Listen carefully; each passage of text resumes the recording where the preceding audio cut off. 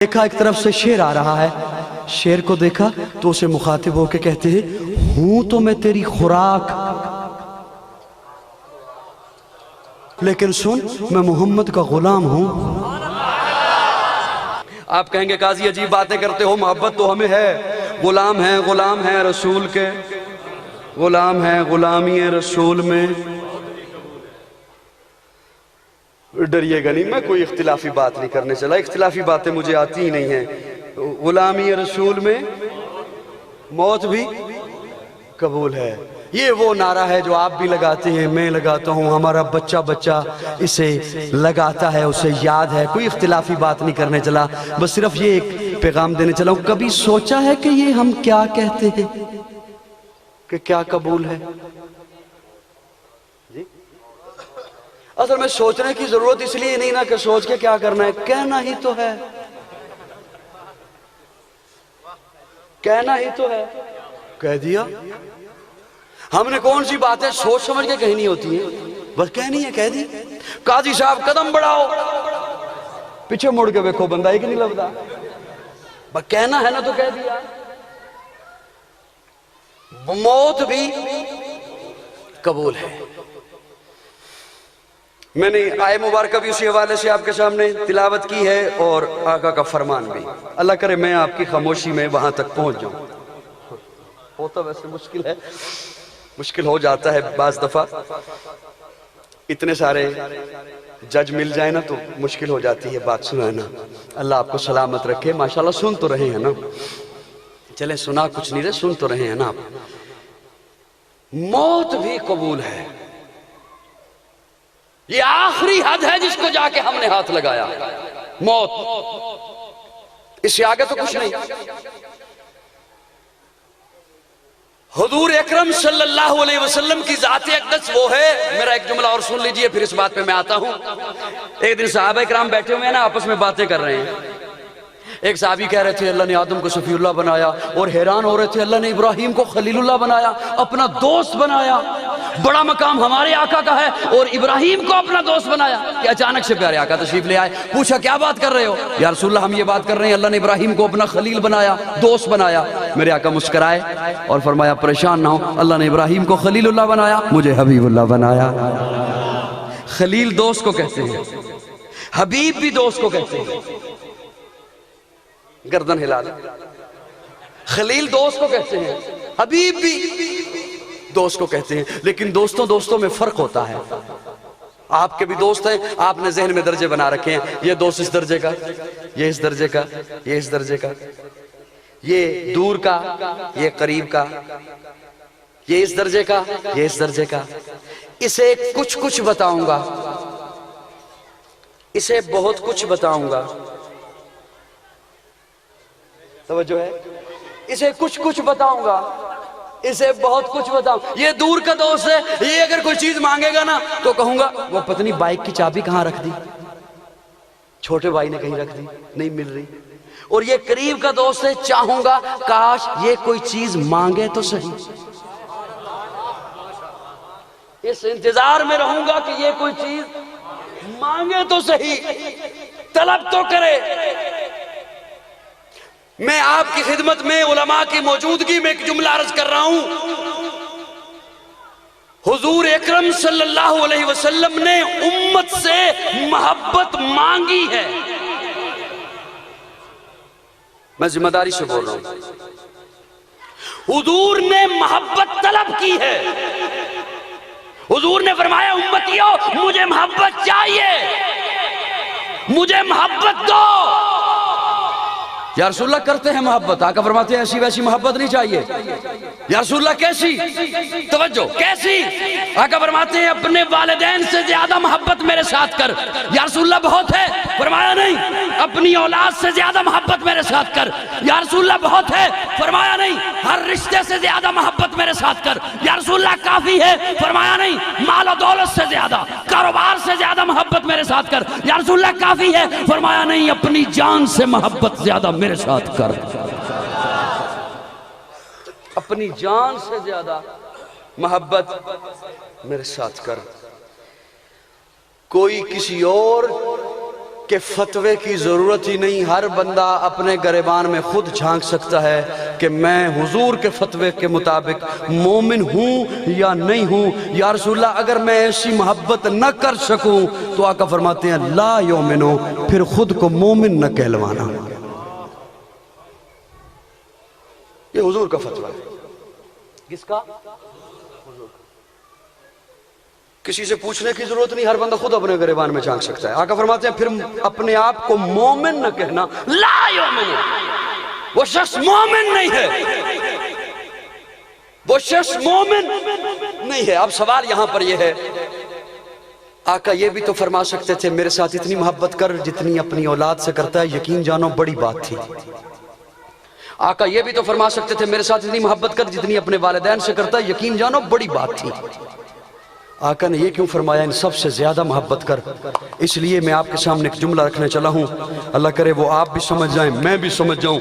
آقا فرماتے ہیں اس لیے کہ تیری زندگی میں کبھی غم آئے گا، کبھی خوشی آئے گی، کبھی تو تجارت کرے گا، کبھی سیاست کرے گا، کبھی اقتدار سنبھالے گا، کبھی تو صلح کرے گا، کبھی جنگ کرے گا، کبھی دوستی کرے گا، کبھی دشمنیاں پالے گا، لیکن سن ہر موقع پر ایک طرف ہوگا میرا حکم، ایک طرف ہوگی باپ کی بات، ایک طرف ہوگا میرا حکم، ایک طرف ہوگی اولاد کی خواہش، ایک طرف ہوگا میرا حکم، ایک طرف ہوگی مولوی کی بات، ایک طرف ہوگا میرا حکم، ایک طرف ہوگی پیر کی بات، ایک طرف ہوگی میری سنت، ایک طرف ہوگی برادری کی رسم۔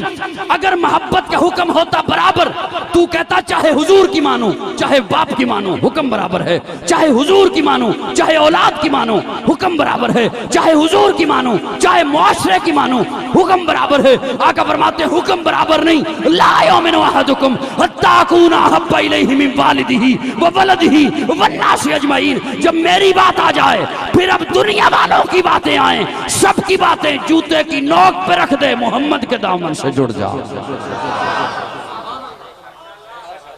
یہ ہے حضور سے محبت، بولو نا بولو نا بولو نا، یہ ہے حضور سے محبت۔ محبت کی ایک اور وجہ ہوتی ہے قربت۔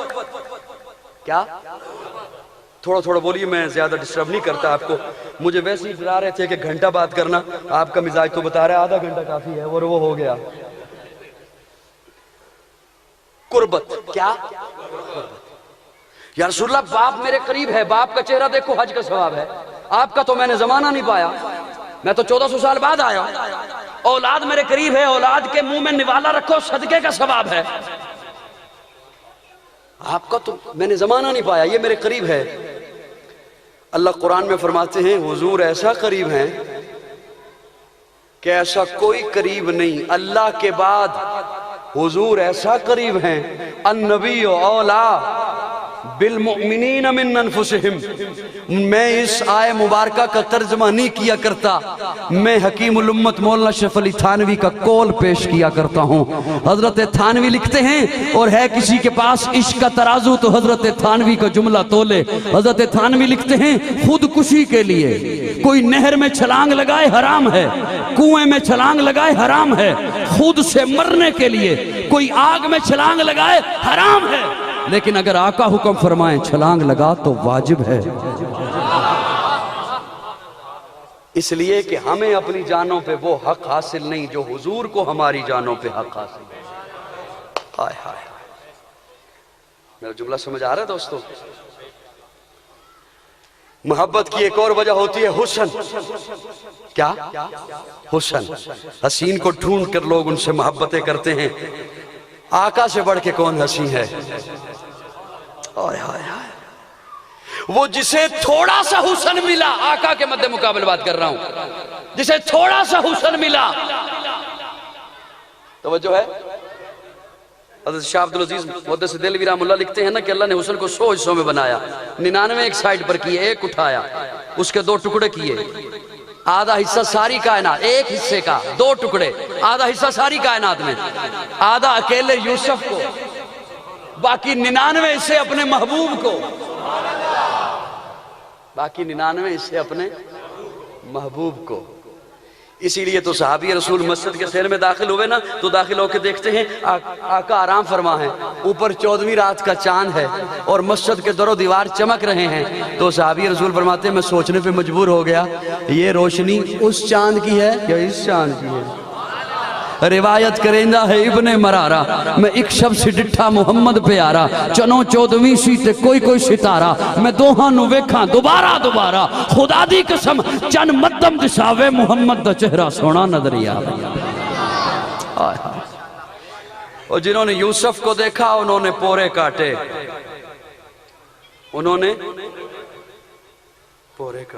اور پورے کاٹ کے پتہ کیا کہنے لگی؟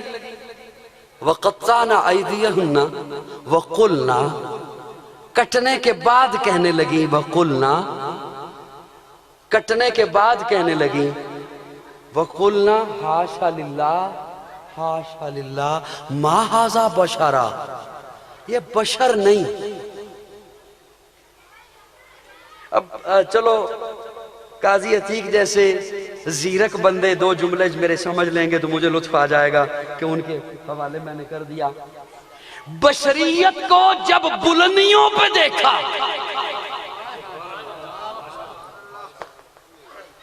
بشریت کو جب مصر کی عورتوں نے بلندیوں پہ دیکھا، نہیں یوں کہتا ہوں، مصر کی عورتوں نے جب بشریت کو معراج پہ دیکھا تو بشریت کا انکار کر دیا، یہ بشر نہیں۔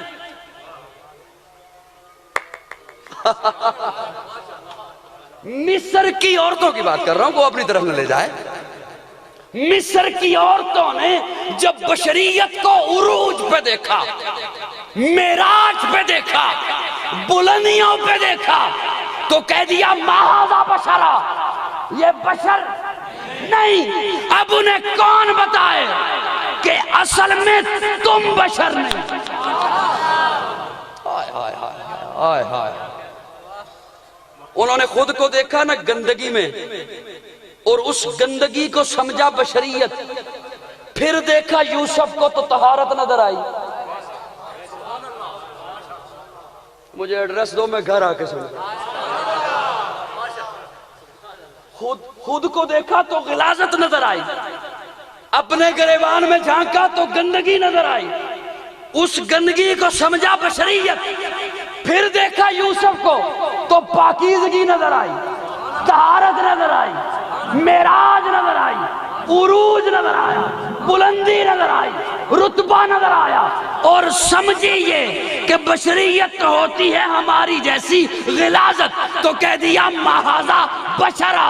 اب انہیں کون سمجھاتا اصل میں یوسف بشر ہے، تم بشر نہیں، تم بشر نہیں۔ آج کے بعض ناقبت اندیشوں نے جب حضور کو دیکھا بلندیوں پر، معراج پر تو کہہ دیا کہ آقا بشر نہیں۔ ارے انہیں کون بتائے اصل میں ہم بشر نہیں۔ میں نے بڑا احتیاط کیا، ہم کہہ دیا تو وہ جو ہے میری جان، بہرحال بات دور نکل جائے گی، کوئی بات نہیں جاتی نہیں۔ عصر کی نماز بھی پڑھنی ہے ہم نے۔ اللہ اکبر، جنہوں نے یوسف کو دیکھا انہوں نے پورے کاٹے۔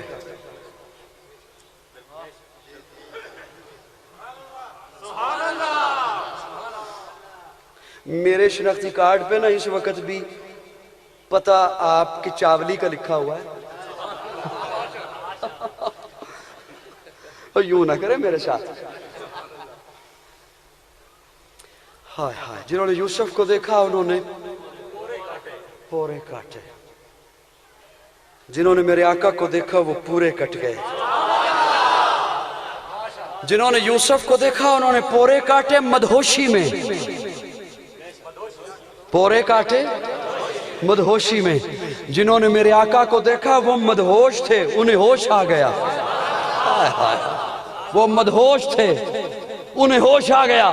اور اگر نیلا والو جاگ رہے ہو تو عرض کروں مدہوش تھے، ہاں مدہوش تھے۔ کیسے؟ جہاں خوبصورت پتھر دیکھتے معبود بنا لیتے، بے ہوش تھے۔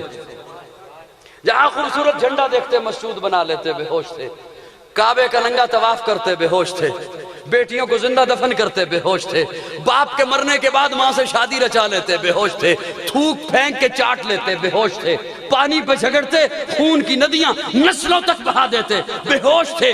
آقا کو دیکھا، ایسا ہوش آیا، ایسا ہوش آیا، ایسا ہوش آیا، بستیاں آئیں پار کر گئے، صحرا آئے پار کر گئے، جنگل آ گیا، جنگل کے کنارے پہ کھڑے ہو کے للکارا، اوہ جنگل کے درندوں جنگل خالی کر دو، محمد کے غلام آ رہے ہیں۔ اور پھر دنیا دیکھتی ہے کہ حضرت سفینہ قافلے سے علیحدہ ہو گئے، ان کا نام ہی آقا نے سفینہ رکھ دیا، ان کی ڈیوٹی تھی کہ قافلے کے پیچھے پیچھے آپ نے آنا ہے، قافلہ پڑاؤ کرتا ہے، پھر قافلہ اٹھتا ہے، چلتا ہے، جس کی کوئی چیز رہ جائے آپ نے اٹھا کے لانی ہے۔ سفینہ کشتی سنبھالنے والا، نام ہی سفینہ ہو گیا۔ وہ خود راستے سے علیحدہ ہو گئے، جنگل ہے، قافلے سے علیحدہ ہو گئے، دیکھا ایک طرف سے شیر آ رہا ہے، شیر کو دیکھا تو اسے مخاطب ہو کے کہتے ہیں، ہوں تو میں تیری خوراک،